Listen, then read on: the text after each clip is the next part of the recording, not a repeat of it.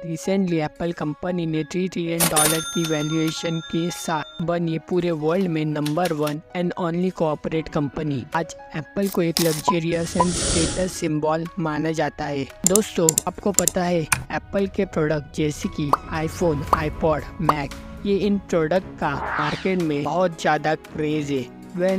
आप जानकर शॉक हो जाओगे कि अमेरिका की टोटल जीडीपी में 10% से ज्यादा अकेला कंट्रीब्यूशन ये एप्पल का होता है। एप्पल के पीछे कौन आदमी है जो इसी के कारण आज $1 ट्रिलियन के वैल्यूएशन के साथ स्टीव जॉब्स को इनोवेशन एंड क्रिएटिविटी में बहुत बिलीव करते हैं। इसलिए तो विदाउट एनी कॉलेज डिग्री इस बंदे ने इतनी बड़ी कंपनी खड़ी कर दी। Let's decode in this video. साल 1972 में स्टीव जॉब्स डिग्री कॉलेज में एडमिशन लेते हैं, बट आफ्टर 6 मंथ वो डिसीजन लेकर ड्रॉप लेने का सोचते हैं बिकॉज पढ़ाई में मन न लगने के कारण भी इंटरेस्ट नहीं था।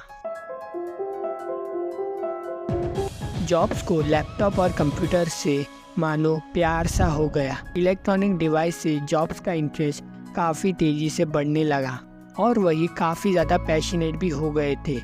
साल 1974 में स्टीव वॉजिनिया के साथ मिलकर computer repairs and device making का बिजनेस सेटअप करते हैं। मोटे कंप्यूटर्स के पार्ट से रिलेटेड काम करते थे, बट जगह ना मिलने को अपने घर के गैरेज से ही काम करना पड़ा। साल 1976 ये साल आने वाले टेक्नोलॉजी एरा में रेवोल्यूशन लाने वाला था। इसी साल एप्पल कंपनी का एस्टैब्लिश हुआ। स्टार्टिंग में एप्पल ने लॉन्च किया पहला प्रोडक्ट जो था एप्पल मॉडल 1। आते ही मार्केट में चल नहीं रहा था बिकॉज उस समय विदाउट कीबोर्ड एंड माउस के कारण लोगों ने उसमें काफ़ी ज़्यादा इंटरेस्ट नहीं दिखाया। रिजल्ट फेल्चर का कस्टमर का फीडबैक लेकर नेक्स्ट ईयर ही थोड़ी बहुत इम्प्रूवमेंट के साथ मार्केट में फिर एक बार लॉन्च किया एप्पल मॉडल 2 बिकॉज इसी के basic feature simple programming language को भी रन कर सकता था, जो उस समय बहुत बड़ी बात थी।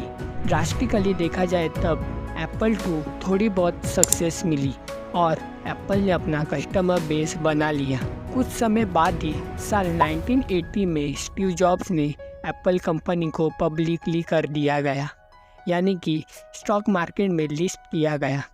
अब कस्टमर चाहे तो एप्पल कंपनी के स्टॉक खरीद सकते थे। इसका फ़ायदा एप्पल कंपनी को डायरेक्टली रेवेन्यू में ग्रोथ देखने को मिला। साल 1984 में एप्पल ने लॉन्च किया मैक आते ही ग्राफिकल यूज़र इंटरफेस के कारण कस्टमर के दिलों पर मानो राज सा कर लिया। ऐसे ही मैक के सीरीज लॉन्च करते गए और सभी के सभी एक सक्सेसफुल प्रोडक्ट बने। एप्पल के लिए किसी चमत्कार से कम नहीं था।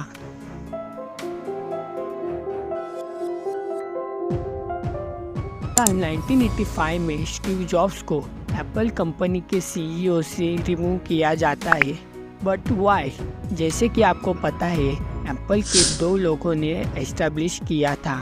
एक थे स्टीव जॉब्स और दूसरे थे स्टीव वॉजनिक, राइट? ये दोनों के लीडरशिप में एप्पल ने काफ़ी ज़्यादा इनोवेटिव प्रोडक्ट लॉन्च किए और सक्सेस भी काफ़ी ज़्यादा गेन किया। आखिर प्रॉब्लम क्या थी? एक रिपोर्ट के अनुसार जॉब्स और एप्पल के बोर्ड ऑफ डायरेक्टर के बीच आर्गुमेंट के चलते ये इशू अराइज हुआ। दोस्तों, जॉब्स पर ये आरोप था कि वे अपने एम्प्लॉयज़ को काम के लिए काफ़ी ज़्यादा पुश करते थे। इसी के कारण कंपनी में अब टॉक्सिक वर्क एनवायरनमेंट क्रिएट हो गया था। साल 1983 में जॉब्स ने जॉन स्क्यूली ऑफर किया कि एप्पल कंपनी ज्वाइन करने का, जो उस समय पेप्सी के सीईओ थे। तो उन्होंने ऑफर एक्सेप्ट किया और एप्पल कंपनी में ज्वाइन हो गए। बट और कुछ आर्गुमेंट के चलते जॉन और जॉब के बीच ह्यूज क्लैश हुआ। बट फिर मैक प्रोजेक्ट के लिए स्टीव जॉब्स को रिमूव किया जाता है। गुस्से में आकर जॉब्स कंप्लेन लेकर बोर्ड ऑफ डायरेक्टर के पास चले जाते हैं, बट फैसला स्टीव जॉब्स के अगेंस्ट होता है। जॉब्स को फायर किया जाता है as a CEO post. Fire होने के बाद भी जॉब्स ने हार नहीं मानी। नेक्स्ट ये नाम से स्टीव जॉब्स ने एक और कंपनी खोली इसका बिजनेस मॉडल सिंपल था कि जैसे कि web development, consulting, computer designing और प्रोडक्शन जैसे पार्ट को ये कवर करते थे। दोस्तों, एक तरफ स्टीव जॉब्स कंपनी खड़ी कर दी, वही दूसरी तरफ एप्पल अब बैंकरप्ट होने की कगार पर था। फिर बोर्ड ऑफ डायरेक्टर की मीटिंग में जॉब्स को फिर एक बार CEO बनाने का फैसला किया। अब 1977 में जॉब्स को फिर एक बार कंपनी में एज ए CEO काम करने को मिल जाता है। एप्पल $1.04 बिलियन के कर्ज में डूबा हुआ था। उस फेज में आकर जॉब्स ने कंपनी को 300 मिलियन सालाना प्रॉफिटेबल कंपनी बना दिया और अब नेक्स्ट कंपनी को एप्पल कंपनी ने $429 मिलियन के साथ खरीद लिया।